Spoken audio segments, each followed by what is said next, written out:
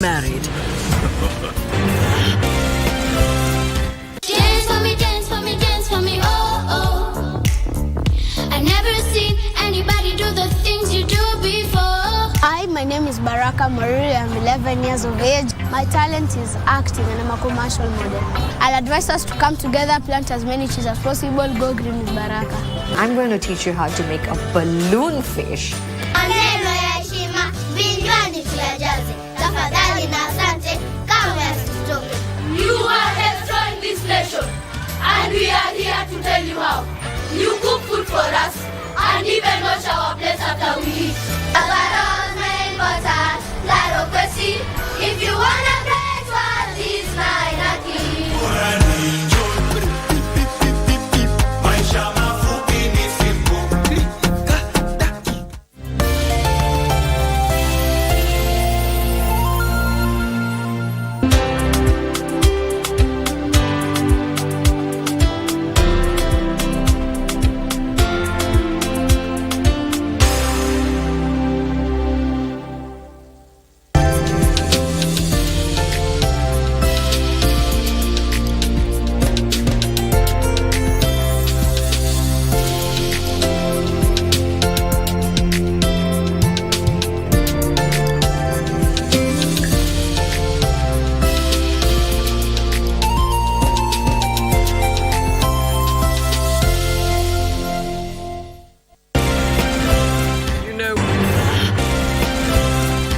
Kipindi hiki kinakujia moja kwa moja kutoka shule ya upili ya Dandora.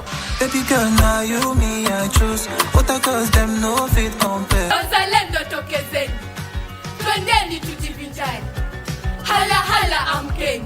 Ningependa kuwasihi wananchi waweze kutuwezesha na kutusaidia kwa hizi talanta zetu. Ni kweli serikali imejiandaa kukabiliana na hali ya hewa. Serikali bado haijachukua hatua ya upanzi wa miti. Pia tunapata kuwa watu wanakata miti ovyo ovyo. Serikali imechukua hatua za kimakusudi kwa niaba ya kuwasaidia wakulima na kuongeza fedha ili kutumika kujenga miundo msingi.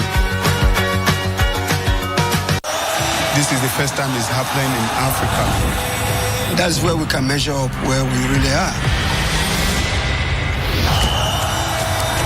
Acaba velha, ficou da tonseia.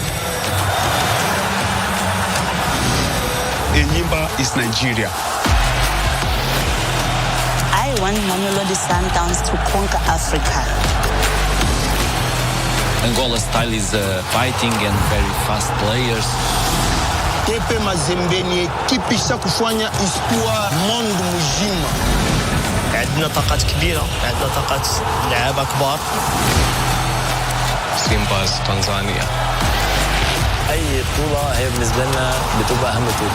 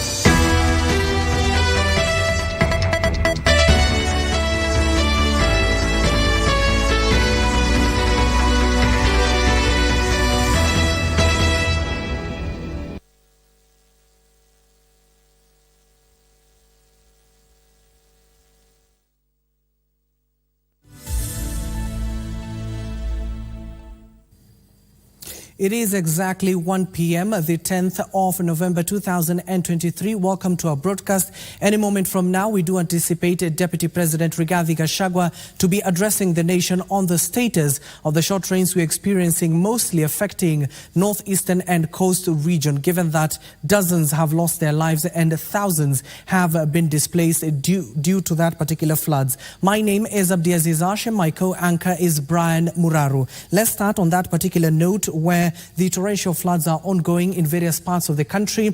Hundreds of residents of Tractor Village in Isiolo County have been rendered homeless as floods wreak havoc in several villages in the counties of Ngare Marawad. The affected residents are now calling on the government to come to their aid. Medics in the area have also warned of a risk of an outbreak of waterborne diseases. Joseph Wahungu starts our coverage.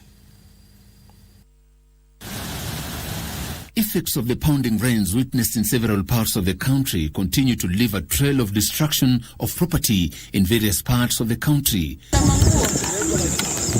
Residents of Ngaremara Ward in Isiolo County are the latest victims of Mother Nature's wrath. The residents of Tractor Village, led by area manager Alex Lopeyo, have expressed their frustrations as floods have made roads in the area impassable. Hii shida imekuwa kila kukinyesha tunakuwa na hii shida. Maji inatoka upande ya Meru, upande gani yote inakuja inamiminika hapa hivi. Sasa ukiona hapa saa hii yuko ukuta. Wale wa Chinese walikuwa wanatengeneza hii barabara, wameweka ukuta. Sasa hapa ni kama bonde. Maji inakuja inasimama hapa, inarudi mpaka inamaliza hii kijiji yote. Lopeyo urged officials from Roads Ministry to visit the area and unclog the drainage system in order to ease flow of rainwaters. Sisi tunataka msaada kwa sababu hao watoto jana wamelala nje. Wamelala nje kabisa, walitolewa na maji, wamelala nje. Wakina mama na watoto. Hakuna mahali, wanaomba mahali pa kulala, na sasa wataomba kwa nani? Na maji imeathirika kwa sisi wote. These as mothers and children are forced to seek alternative shelter after their houses were flooded. Sasa vitu yangu yote iko wapi? Kwa hapa. Meenda tu na watoto na mbuzi kubwa, meenda kwa watu. Sasa sisi tumeumia kabisa na maji. Na hatujui sasa kama tuko na serikali, kama kuna serikali, hebu akuja watuangalie sisi maslahi ya watoto wetu, hata mahali pa kukulia ni shida. Kama tumenyeshewa usiku na ndio tukaacha mzigo hapo, chakula hapo, mpaka makaa, saa sisi tuko kabisa mahali mbaya kabisa. The residents have also lamented of loss of their livestock due to floods. Noah Esekon, a community health volunteer at Tractor Village, warning of an impending outbreak of waterborne diseases. Magonjwa kila aina ya magonjwa simeingia kwa watu. Magonjwa ya kuendesha, umbu, mashoo simejaa. Sasa hapo sasa ndio mbaya. Ndio watu sasa wataathirika sasa vibaya. Such as malaria and diarrhea in the area. Now, in mitigating those floods, Principal Secretary for Roads and Transport, Engineer Joseph Mbugua, supervised the distribution of examination papers in Kikuyu, Kiambu County. Mbugua said the government has initiated alternative ways to distribute the examination papers in areas affected by the floods, mostly in the northeastern and coast region. In addition, he assured Kenyans that his ministry will repair all bridges and roads damaged by the floods.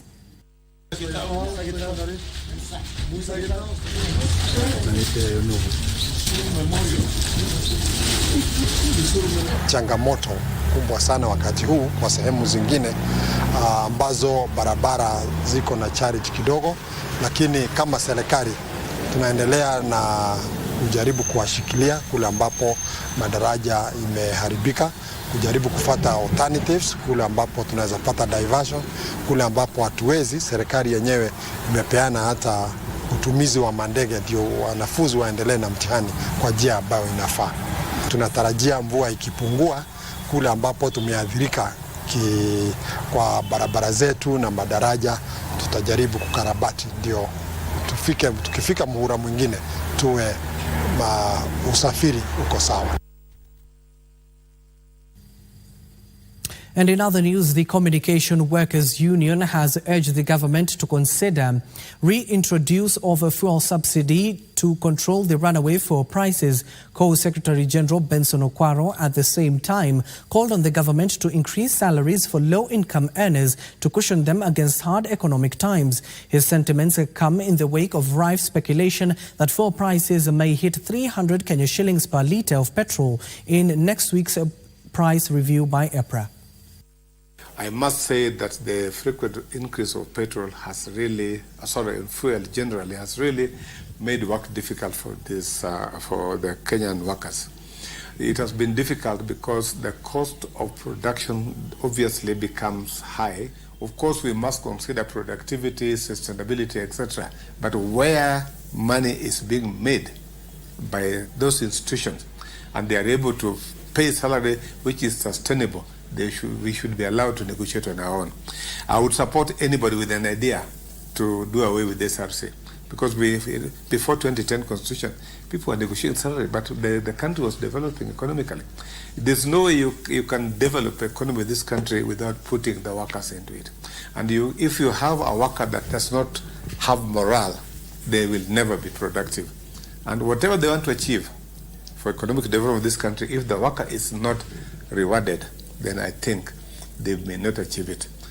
History will judge. To the western part of the country, while the Cabinet Secretary for East African Community Affairs, ASAL and Regional Development, Penina Malonza, visited the Busia one-stop border post in Busia County to have first-hand information on its operations. CS Malonza and her team toured the one-stop border post, both in Kenya and Uganda, before paying Governor Paul Otuoma a courtesy call, still on the familiarization tour. Malonza, who would later have a closed-door meeting with the government state agencies working at the border post, reiterated that the main aim of the visit was to listen to the challenges that touch on policies in the East African community. Uganda's Deputy Prime Minister Rebecca Kadanga said there was a need to expedite the rate of cargo clearance at the border post. We can hasten the time it takes to do business at the border if we can make sure that the local communities that enable business to happen here are protected and given an economy to live on. If we can make sure that the bottlenecks, be they tariff, be they infrastructure, be they human, are removed to enable trade to flow, we will all be very happy. We have agreed that we are going to have a strategy where we are picking, each country will pick on the local issues that are raised within this sitting from both the agencies, the government agencies that are working here, and also from the stakeholders, the business stakeholders. Some of the issues that have come that touches on East Africa community, we are relating them through the right protocol. The governor of Busia District, Uganda, says for a long time he has been wanting to have 2 additional border posts because of the congestion at Malaba and at Busia. So we have already taken a decision how to handle that so that we can make it easier for people to move on both sides to trade and do their work. Similarly, on the lakes, we need to harmonize a number of policies. Still in the region, at least 6 individuals have been apprehended in the aftermath of the chaos that disrupted the United Democratic UDA party's awareness event in Migori County. The gathering, organized by the party's Nyanza coordinator Okoth Obado, was disrupted as opposing factions clashed. Initially, the UDA party's awareness event in Migori was set to be held at the Migori Primary School. The venue was, however, relocated to Asar Johnson due to escalating tension that saw at least 6 people behind bars for disrupting the said event. Nyanza coordinator Okoth Obado, accompanied by UDA party officials from the headquarters, emphasized the importance of political tolerance. Hakuna mtu sasa anaogopa kutangaza chama chake. Previously, it was even a taboo to just shout or proclaim a party different from the one that used to be predominant here.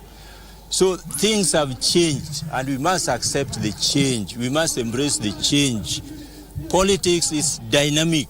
Hapa kuna amani, hatutaki vita, hatutakubali kutumiwa na watu wengine ambao tayari wameshiba, wamekula, wameshiba. Kazi yao hawezi tupea kazi. Kazi yao ni kutuajiri, kutupea pesa kidogo kidogo ili tuende turushe mawe, tupigane na mwisho sisi ndio tutaumia. The former Migori governor asserted that every political party has the right to hold meetings across the country. We are even past 70% in terms of the acceptance level. So we want to show it in real figures by sensitizing our people to become real members of UDA. Because if you talk to them in the villages, they will tell you, oh, sisi sasa tunaunga rais mkono. Meanwhile, members of the West Pokot County Assembly have called on members of the National Assembly to repeal the current Finance Act, citing the high cost of living and the increased taxation by the government. Ndio hii gharama ya maisha imepanda. Vitu kununua kwa duka ni expensive. Ndio hii tena mnataka kuongeza hivi. Nasikia hata sasa kuna wengine wametisha vijana hadi naitwa sijui.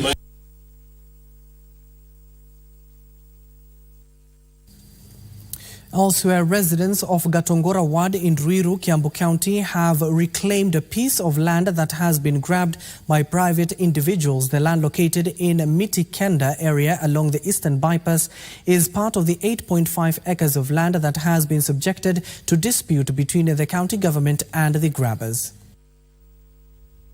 Ruiru East Block 24016 is the disputed land that has been in question since the work of devolution.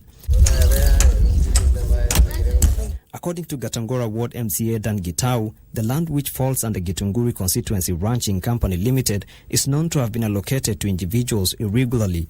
Hii shamba imekuwa na mzozo kwa muda mrefu, kukiwa na watu wanadai ya kwamba shamba ni yao, na wakati tumekuwa na devolution from 2013, county government haijawahi kuwa na mradi wowote katika hii shamba sababu ya hiyo mzozo.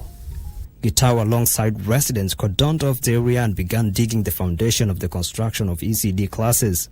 Na tumesema siku ya leo tumekuja kufanya ground breaking, tuanze darasa ya ECD katika hii shamba. Tungetaka kuona wale watu ambao wamekuwa wakisema shamba ni yao wakuje wasimamishe hii mradi. The chairman of Mitikenda ECD School, Kamoyo Manje, produced copies of documents from the National Land Commission showing that the land in question have been vested with the county government. Hatubanduki, sisi tunashikilia kwamba shamba ni la community na tumepewa, na hata Kenya National Land Commission ime confirm hili shamba ni letu. The county government of Kiambu said all public lands will be checked whether it was irregularly claimed. Abdullahi Ali, Lunchtime News. Still on land matters, a section of residents in Athi River area of Mavoko sub-county now claim they are being threatened with eviction by unknown people. The locals claim that the rogue grabbers are taking advantage of the recent East Africa Portland Summit land demolitions to kick locals out of their communal land. They now want the government to come to their rescue. A land tussle pitting a section of residents in Munyeti Farm Village in Athi River, Mavoko sub-county. The residents decry verbal eviction notices by unknown people who threaten that their homes will be flattened. Kuna baadhi ya wale wanajiita investors wana take that advantage ya government kubomoa Portland, wanaingilia mpaka kwa mashamba ingine, wanataka ifanyike vile ilifanyika Portland, na hiyo kwa kwetu kama jamii tunaona ni kama unyanyasaji wa hali ya juu na ugeukaji wa haki za binadamu. They are living in fear after an unknown developer commenced fencing the area measuring 2,100 acres. Sisi kama wakaaji, wakati tumeona tunaambiwa ya kwamba inawekwa parameter wall na fencing, tumeona tunanyimwa haki zetu, kwa sababu ikishafungwa na iwekwe gate hakutakuwa na mahali ya kuaccess. Na nowadays in Mavoko unastakiwa na forceful detainer na trespass.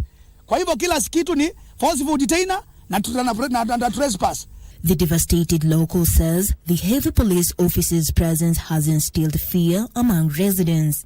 Polisi imekuja, watu kila mtu anahofia maisha yake, anaogopa kusikuwe na kitendo kama chenye kilifanyika huko Portland. They're now appealing to the Director of Criminal Investigations officers to launch speedy investigations on land-grabbing cartels eyeing communal land. Paulina Simir for Lunchtime News.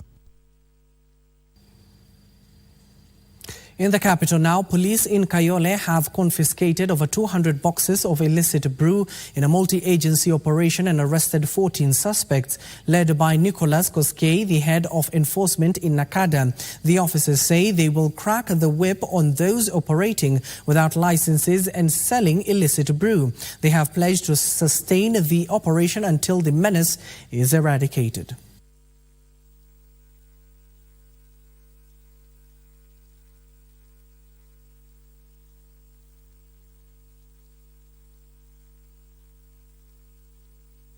that alcoholic beverages as said by the local OCBD here in Kayole. We want to thank so much the public, and we shall endeavor to continue to work closely together so that we eradicate this menace of alcoholic abuse. Kwa kweli tumepata pombe nyingi ambazo zinashukiwa kuwa haramu. Yote hiyo pombe ni hatari na ni pombe mbaya, na chochote mbaya tunasema hapa kwa wananchi haihitajiki kutumiwa na wananchi. Kwa hivyo wananchi wajihadhari sana na hizo pombe mbaya. To the coastal region, the National Counter-Terrorism Center NCTC has unveiled a series of new strategies aimed at curbing terrorism and violent extremism in the country. Speaking in Mombasa, the director of NCTC, Dr. Rosaline Nyawera, disclosed that the organization has joined hands with leading local and international technological companies to help detect contents that are of violent extremism in nature. At the same time, she noted that the National Counter-Terrorism Center has also partnered with the Ministry of Education to develop a training curriculum that will equip teachers with the knowledge to educate their students to recognize terrorism threats. The forum brought together community and civil society leaders from the counties of Mombasa, Kwale, Kilifi, Tana River and Lamu.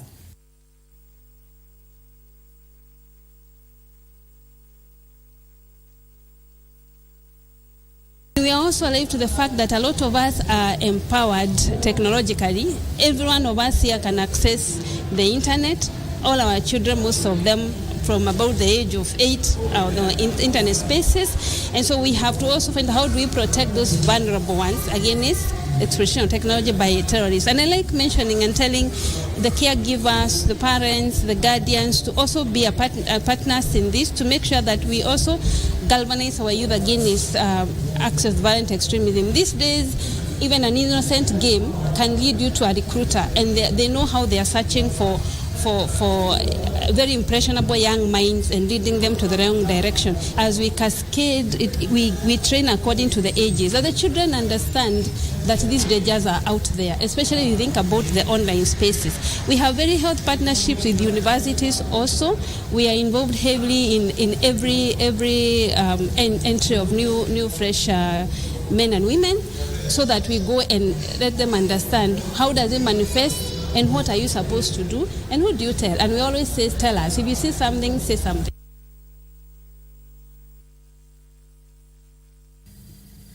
Still at the coast, contractors and suppliers in Kilifi County have called on the devolved unit to expedite payment of pending bills, since many of them are still going bankrupt. Addressing the first of a suppliers conference 2023 that brought together the county leadership and all contractors and suppliers, the business people said the pending bills had caused more financial, psychological and physical problems, since many of them took loans to undertake the county projects, some dating back to 2013. They challenged the area governor Gideon Mungaro in the one-on-one session to streamline systems at the county treasury. The county has a pending bill of 1.5 billion Kenya shillings.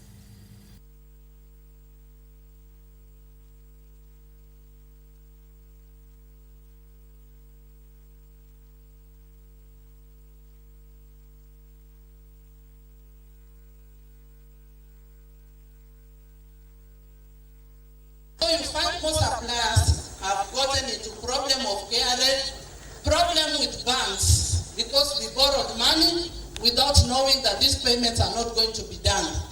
Sababu nilikuja nikaleta decentralization, nikasema kazi zote zifanyiwe at one center.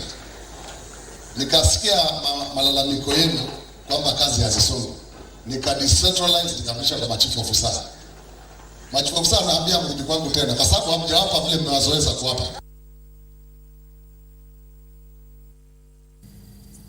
The Kenya Environmental Health and Public Health Practitioners Union have issued a 21-day strike notice to the Meru County government. The Secretary General, Brown Ashira, said among their issues of concern is the arbitrary transfers of the union members. The union is also demanding the immediate reinstatement of the Director of Public Health in Meru County. They are demanding the setting up of technical advisory team composed of experienced public health officers and technicians to support and guide the decisions over the transfer of the union members. They have also called on the county government to provide a remedy on issues affecting healthcare workers in the county.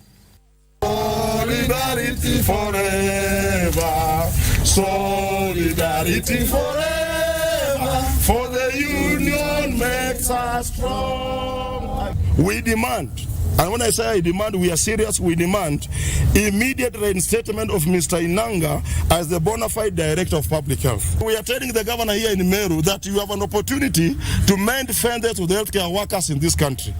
If there are anything, either by way of wrong advice, you are misadvised, and have the right people to advise you. Public health cannot go into dogs, because if we allow that, the people of Meru will suffer.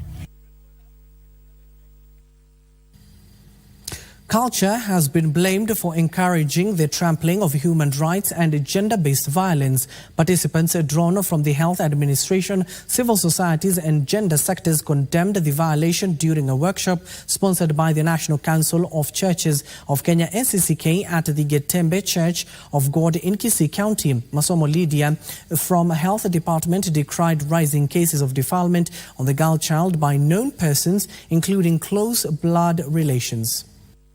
Watoto wadogo miaka 18 and less wameweza kudhulumiwa kimapenzi, na pia kuna issues za defilement, kuna issues za intimate partner violence, na pia tuko na issues za hata wamama kuchapa wanaume wao. Unaweza pata hizi issues siku 2 ama 3 kabla mtu hajakuja kuripoti ya kwamba amedhulumiwa kwa kijinsia, ama ameumizwa, ama amepigwa, ama anapewa vitisho. Kwa hivyo ni vitu ambazo zinaendelea na ziko. Kama amedhulumiwa tunapewa habari na sisi tunaripoti kwa polisi, huyo mtu amedhulumiwa anapelekwa hospitali, ambaye pia inafuatiliwa mpaka kotini ya kwamba inaonekana ipate ya kwamba mwenye kudhulumiwa amepata haki.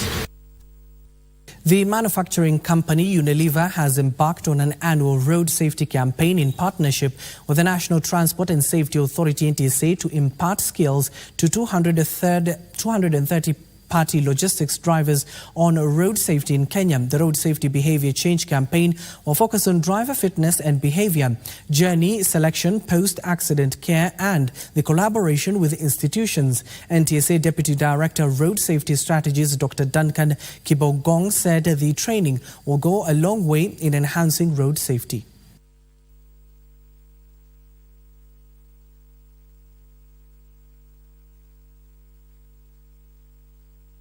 Is very important in terms of how we operate. We made commitment to provide safe products into the market, but while at it, make sure that our people operate in a safe environment. We've made a commitment to each of our people that we want them to get home safely. So this commitment, it's about zero harm, it's about zero accidents. Zero harm to the individual and zero harm to the communities that we operate in. Matters road safety is not an individual affair, it is everyone's affair, both at a personal level and at corporate level or an agency level.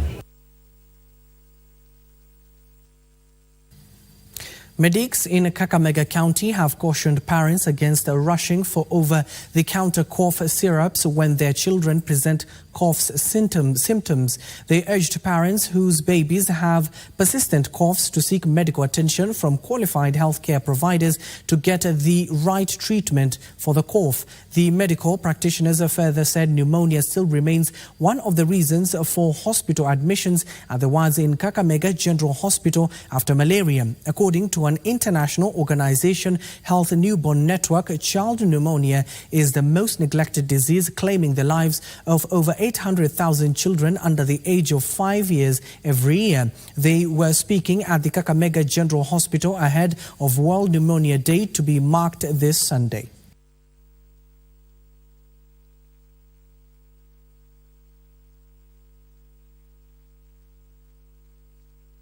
every parent would want to see the cough stop.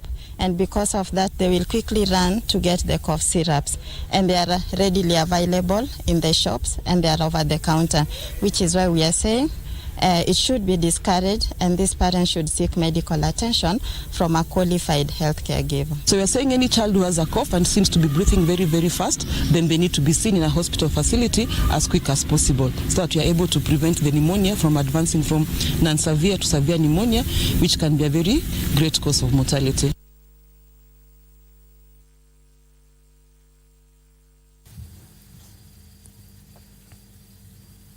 26 minutes past the hour. Don't forget, we'll be taking you to the footsteps of Harambee House Annex, where we do understand the country's second-in-command will be giving a status update on the current short rains and the floods experienced in northeastern and coast region. Don't go too far. We'll be back with more.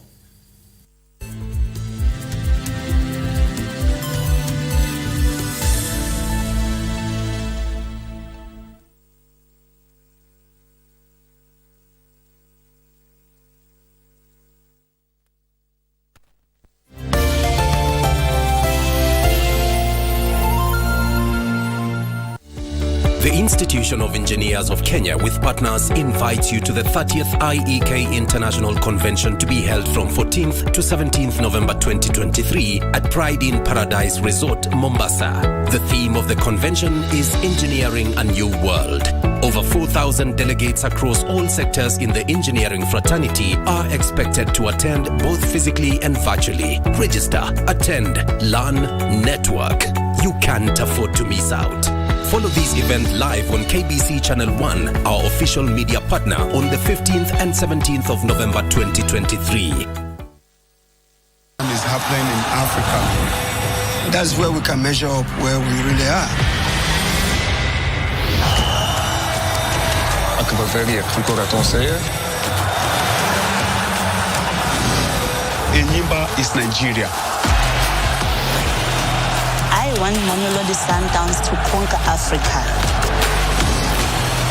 Angola style is fighting and very fast players. Tepe Mazembe ni ekipi isha kufanya histoire monde mzima. عندنا طاقات كبيرة، عندنا طاقات لعيبة كبار. سيمباز تنزانيا. أي بطولة هي بالنسبة لنا بتبقى أهم بطولة.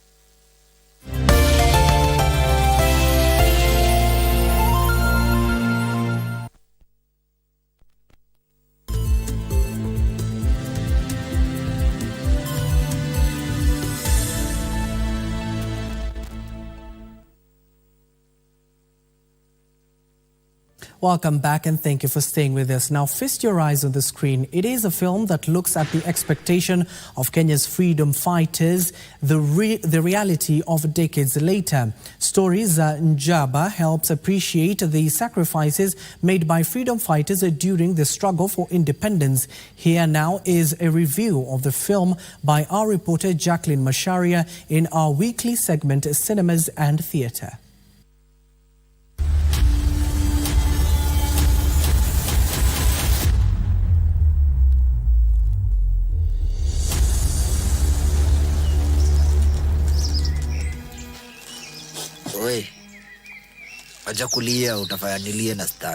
Story za Njamba, a short film by One Film Pictures, follows two Mau Mau fighters who, in the heart of pre-colonial Kenya, find themselves in a predicament as they await execution.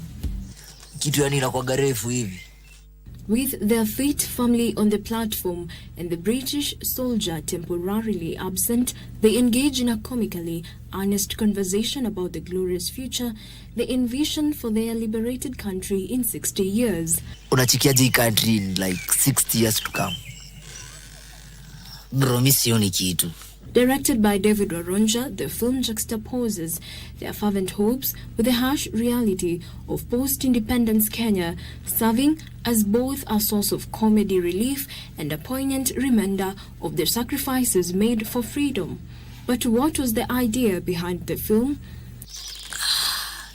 Lakini mi kitu niko sure of na tukupiga msee na whip kitu yezi embrace hiyo. It's called Stories Jamba, which is a wordplay from Stories Jaba, which a lot of Kenyans can relate to. For the longest time, I have been wanting to make a period piece about the liberations of the Mau Mau struggles. And when Alliance Francaise made a call for short films, we thought this was with the theme Kenya at 60, we thought that this was the perfect time to make a short film about Mau Mau, and also meet my long life dream about making a short film about a period piece about Mau Mau. Waronja notes he sourced his cast members before writing the script in order to write according to his characters. This, he notes, made it easy for the cast members to bring out the characters of the film as needed. The film is made up, it's a two-hander. It's made up of two characters. One is Moura, the other one is Wayaki. They are played by Peter Arare and Lewis Wahinya, respectively. Usually I write for specific people as much as I write for their characters. I know this particular cast and their range and how they are able to deliver. I guess mwenye amefunga hajazoea hii kazi. He's still learning the ropes. As a director, the message that I would love for the audience to get is, one, to remember the sacrifices that were made for freedom and the liberation of our country. I usually find particular humor in everything. So I hope that this short film will be a comedic relief to the current state of our country. Unajua tukinyongo tutabadilisha tribe. Tukwe nini? Wakamba. So the short film is available over at Alliance Francaise smartphone competition. It will also be available on the Kenya Film Commission platform. So it's also on YouTube, so you can definitely go on YouTube, search my name, David Waronja, and you'll get the short film under my catalog. Hii kungojea ukarao manze. It's killing me. Jacqueline Masharia for Cinemas and Theatre.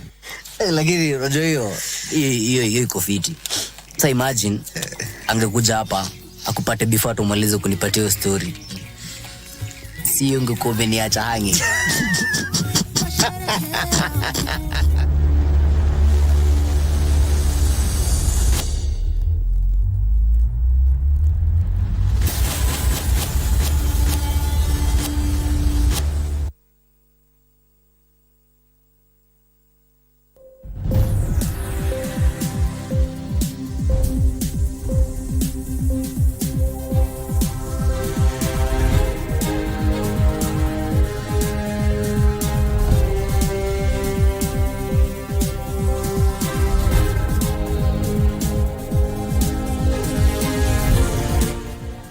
Welcome to the world of business. I want to take you live to Machakos County, where I do understand the head of public service, that is Felix Koskei, led an initiative where he launched the Last Mile County Connectivity Project. I do understand the event is ongoing. Let's listen in.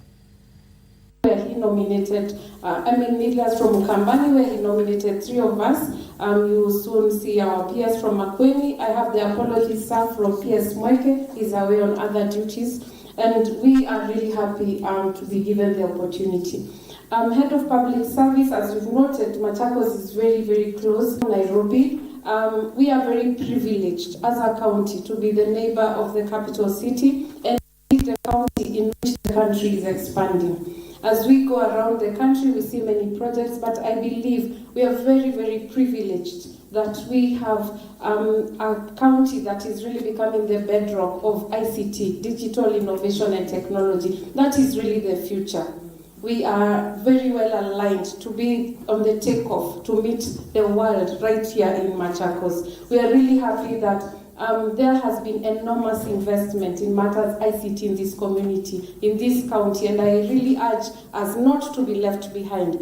You had Honorable Caleb mention Tanui as a Konza, and that's because he's really one of us, having been head of the Konza city here. I urge leaders who are here who have not really paid a visit, including the county commissioner, I challenge you with your team to visit the Konza city and see how much amazing work, how much great potential we have in this county. I am also very privileged to note that our county is really the host of a lot of government meetings. We have very many hotels. We have invested, Honorable Head of Public Service, in the hospitality, and many a times you will see a lot of parliamentary meetings and government meetings being held in our county. We have really benefited a lot also from other projects, and we are grateful that the government continues to recognize us. As I sit down, I'm Head of Public Service, and I have a couple of things. One is receive apologies from Honorable Kawaya. He would have loved to be here, but has a budget presentation. We know this week has really been busy with the supplementary estimates. But as I also sit down, I wish to make a plea to you as Head of Public Service that we have our leader here, Victor Munyaka. Even as we continue to sort out matters and alignment, we really hope to see him in a place of leadership very soon. Thank you so much. We thank you for the opportunity that you have given us this day. Thank you. Thank you. PS is in charge of performance management in the public service. My colleague PS Moria, 1 minute. Hopes, CS, my colleague PSs, and the members of Parliament or protocols observed, good afternoon. Like you have heard, my name is Esther Moria. I am PS Tibet. And the government of Kenya has employed me to ensure that all the youth have a skill. Because as long as you have a skill, you are able to earn a living. And that is what these young people here, who are earning 150,000 shillings, are leveraging on a skill. Those who care to listen to me, I have told them that the girl who makes my nails, and she comes at night because both of us are very busy during the day, I pay her 3,000 to 5,000 shillings when she comes to my house in the evening. And that is because she has a skill. Please let us encourage our youth to get a skill. And I'm very happy that my sister, Dr. Nduko, who is in charge of this institution for the differently abled, is doing a very good job. Thank you, Mheshimiwa, for recommending that she be promoted. I will come, Hopes, to your office with a letter to remind you that Nduko needs a promotion. And for heaven's sake, you know me. If you don't promote her, I will come even the next day. So thank you very much because you will do it. With those very few remarks, all of you in here encourage our youth to get a skill. Whether from the university or from a TVET institution, a skill will enable all of us in Kenya to be able to earn a living. May the Lord bless you. Thank you very much. Just one more thing. We've done 170 centers under TVETs to our facilities like the one we launched here today. About 15 of them are earning. Yes. And they are earning totally about, some are averaging 122 million a month. Others, the model we have is earning about 6 million a month. Yes. So it is a real story that will open opportunities for our young people to learn and start earning. Thank you, PS, for your support. Now I invite PS Teresa Mbaika. Thank you, PS. Our chief guest today, Head of Public Service, and all protocols observed. My name is Teresa Mbaika, PS State Department for Devolution in the Office of the Deputy President. And I'm happy you chose to do this in Mukambani. I come from Makueni County, and we are happy to have you here. I work in the devolution space, and the promise of devolution is to bring services closer to the people. And there is no better way of doing this than having the last mile, which you are launching today. Because regardless of where you come from, you will be in a position to have government services, to do business, and all that digital world is offering to us. The world has become a village, a global village, because of internet.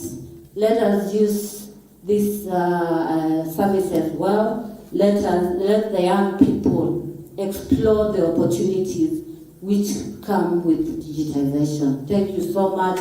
God bless you, and we thank His Excellency the President for trusting us in doing this. The leaders from Mukambani, we are many, and we are happy that we are serving in this time of the President. On Monday, the President is doing the tree planting in Makueni County. We are very happy for that. Thank you so much. Thank you. The head of public service, every time PS Luba and Vaika really remind me of activities we need to do in this region. And of course, once Felix Koskei steps to the podium, I do also understand our very own information communication and digital economy, that is Elido Walo, is also present at that particular function. We'll take you there live once more. Now, some good news for KBC. The Kenya Broadcasting Corporation has partnered with the Kenya Film Classification Board to create awareness on child-friendly content that minors can consume in a bid to prevent children from being exposed to explicit content.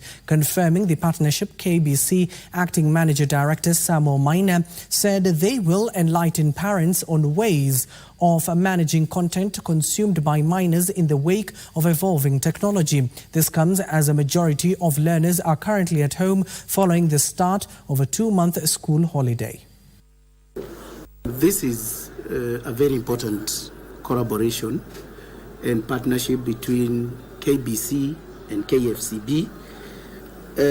And the most important thing is the one government approach on issues. There is a lot of work the team here is doing, but if we partner, they can do more. We want to explore ways on how we can collaborate in enhancing our consumer awareness programs. And two, we want also to see how we can leverage on the footprint Kenya Broadcasting Corporation has across the country to ensure that we respond to our emerging and budding creatives, especially those who are using your studio machinani facilities across the country now and the future that we are seeing. So the Kenyan baobab tree farmers are set to increase their venture in international markets after products from the African tree gained attraction for many importers during the 6th China International Import Expo. Ngurunguru factory, which is located in Makueni County, featured in the expo, which saw a total of $78.41 billion worth of tentative deals reached for 1 year, purchases of goods and services setting a record high. Products from the African tree of baobab entered the stage of the 6th China International Import Expo in Shanghai, as many buyers have shown a strong interest. Baobab fruits are rich in vitamin C, calcium, potassium and fiber, which have seen them hailed as a superfood. The tree's bark also has medicinal properties and is used in beauty products. The products have seen a majority of entrepreneurs, especially in the coastal towns of Kenya, export the products into the European markets. During the 6th edition of the China International Import Expo, Kenyans had a chance to showcase their products, which they say have gained traction. They believe with platforms like international expos, more Kenyan agricultural products can be exported to China and other markets. Came from just getting to know that products that we have in Africa are highly demanded across the world, and we source baobab fruits from at least 1,000 farmers in the semi-arid Makueni County in Kenya, and then process these fruits into baobab fruit powder and baobab oil. The Shanghai Expo brought together participants from 154 countries, regions and international organizations from around the world, with the participation of 289 Fortune 500 companies. More than 400 new products, technologies and services made their debut at the expo. Frederick Muki for Lunchtime News. Now, across our borders, Meta Platforms has struck a deal with Tencent Holdings to sell a new low-cost virtual reality headset in China as it tries to return the market where Facebook and Instagram remain blocked. The preliminary deal will make Tencent the exclusive seller of Meta's headsets in China, adding that the Chinese video game maker will start selling the headsets beginning in late 2024. More details in our International Business Roundup. Facebook, along with Twitter, were blocked by Beijing in mid-2009 following deadly riots in the western province of Jiangxing that authorities say were abated by the social networking sites. The virtual reality deal gives Meta a chance to return to the Chinese market and compete with TikTok owner ByteDance, which makes the VR headset Pico. Meta's Quest is currently the best seller in the nascent VR space. The company unveiled the next generation mixed reality headset Quest 3 earlier this year. Meta is set to take a bigger share of device sales, while Tencent would take more of the content and service revenue, with a cheaper headset also providing games and other apps published by the Chinese company. Elsewhere, Apple supplier Luxshare Precision Industry Co. has been awarded a license to invest an additional $330 million in its plant in Vietnam's northern province of Bac Giang, raising the total investments to $504 million. The new facility at Luxshare ICT, Luxshare's arm in Vietnam, will be on a plot of 29.1 acres and will produce cables for smart devices, communications equipment, touchpens, smart positioning tags and smart watches. The facility is expected to be completed in 12 to 24 months. China-based Luxshare, one of the Apple's main AirPods makers, started investing in Vietnam in 2019. Its additional investment in the country comes as other manufacturers seek to further diversify production away from China. Finally, the UK's economy failed to grow between July to September compared to the previous 3 months, official figures show. Many economists had expected the UK to shrink over the period by around 0.1%. However, a stronger September meant the economy showed zero growth, according to the Office for National Statistics. Last week, the Bank of England said the UK economy was likely to see zero growth until 2025, although it is expected to avoid a recession. The Office of National Statistics said that the latest growth figures showed a subdued picture across all sectors of the economy. The services sector saw a small decline over the 3-month period, while the manufacturing sector saw slight growth.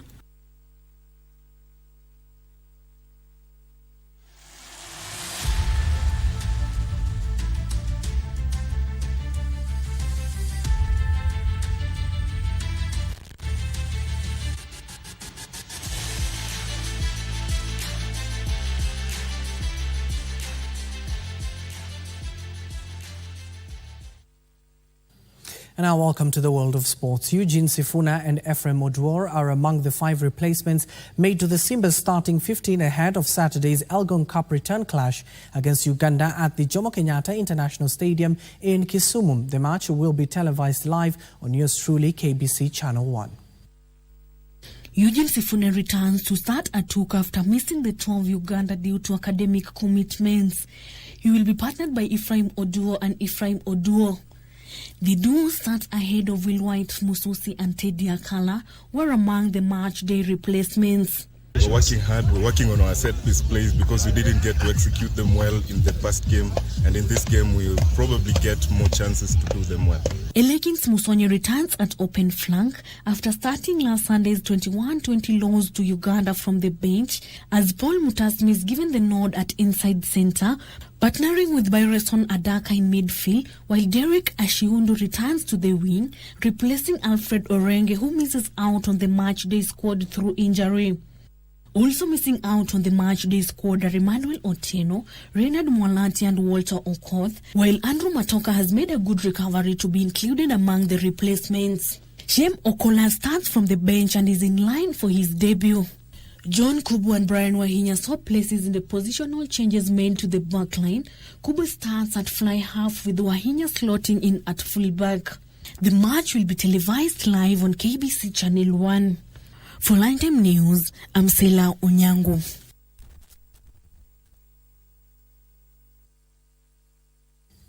And of course, to anticipate that match, we'll air it here live on KBC Channel 1. Now, as promised, I want to take you live to the footsteps of Harambee House Annex, where I do understand Deputy President Rigathi Gachagua has now taken to the podium, giving us a status update on the current short rains we're experiencing in the country. Let's listen in. Is El Nino or not? Whether there is above rain or not, and the whole of that. Maybe before I make the statement on behalf of the team that we have met, with us here are cabinet secretaries, principal secretaries, development partners, humanitarian agencies, and everybody concerned in this space of emergency response. Before I make the statement, I want to call the Director of Meteorological Department to tell the country what it is, so that then from there we can be able to proceed. Where is the Director?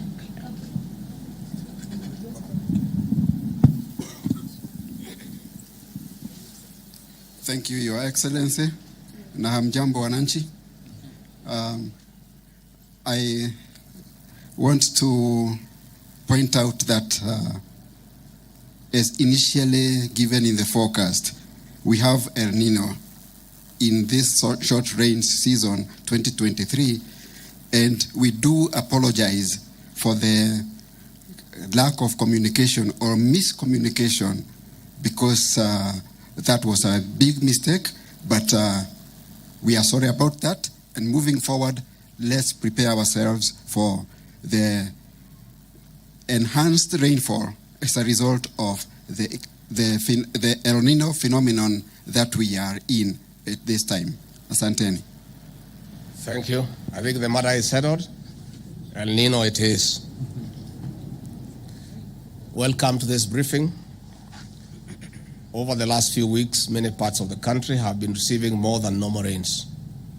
This has threatened lives and livelihoods, especially downstream. I thank you, the media, for your work in raising awareness on the floods and the humanitarian situation across the nation. I would like to confirm that the government, working with partners, is on top of it. More than 19 counties in Asal and non-Asal areas have been adversely affected by the continuing heavy rains. 2 sections of roads have been cut off in counties such as Wajir, Isiolo, Mandera, Marsabit, Tana River, Garissa, among others. This has reduced access via land. 3 families have been displaced, especially in northern Kenya and downstream in areas like the county of Tana River. 4 efforts are ongoing on documentation of missing persons, livestock lost, and the crops destroyed to the enhanced rains. We'll be making this data public once confirmed. 5, we face the risk of rivers breaking their banks, and in this regard, we ask our people to be on the lookout. Through the National Emergency Response Committee that I chair, the government and other partners have taken a raft of measures to reduce the negative impact of the rains, including 1.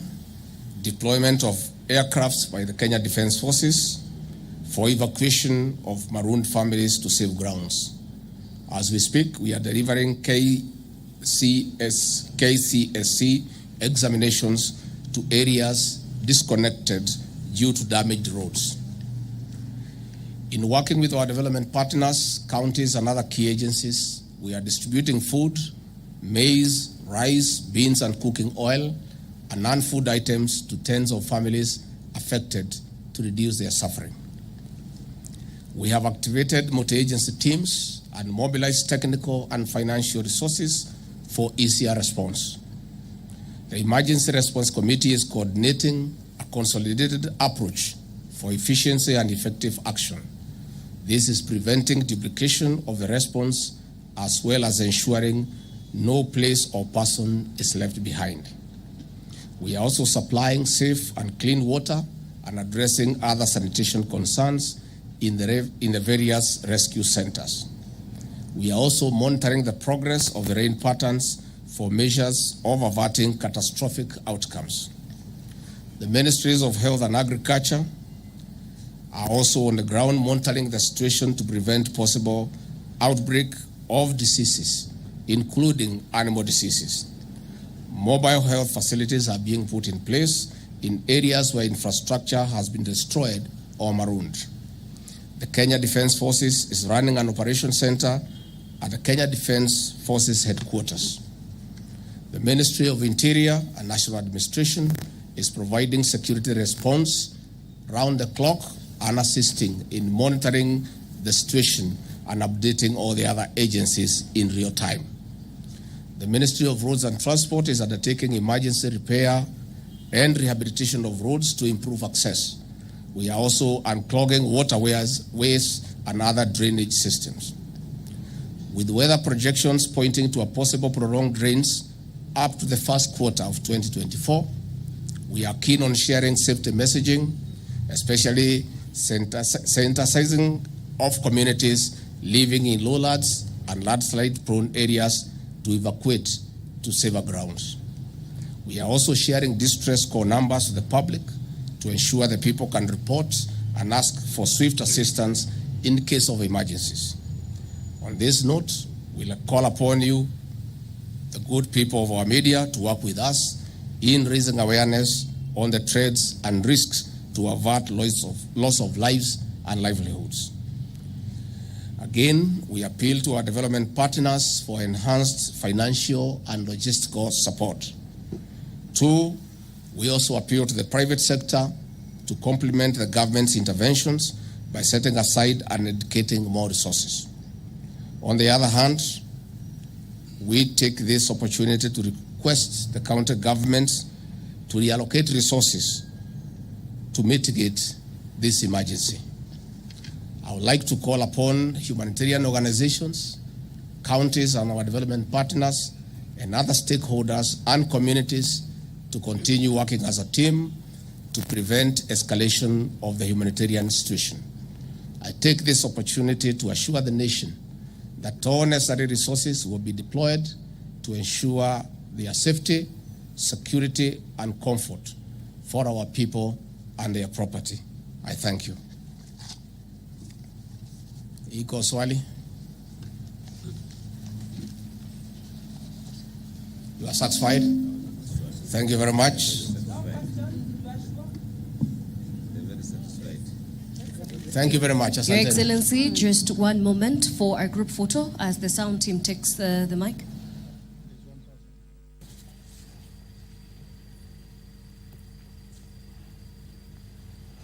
Well, that was a shorter briefing at Harambee House Annex. The Deputy President clearly giving us an update. And now the Kenya Meteorological Department has confirmed it was a bit of miscommunication. It is El Nino that we'll be experiencing until early next year. We'll have that particular story for you in our subsequent bulletins. But for now, my name is Abdiaziz. Hashim. My co-anchor has been Brian Muraru. Good afternoon.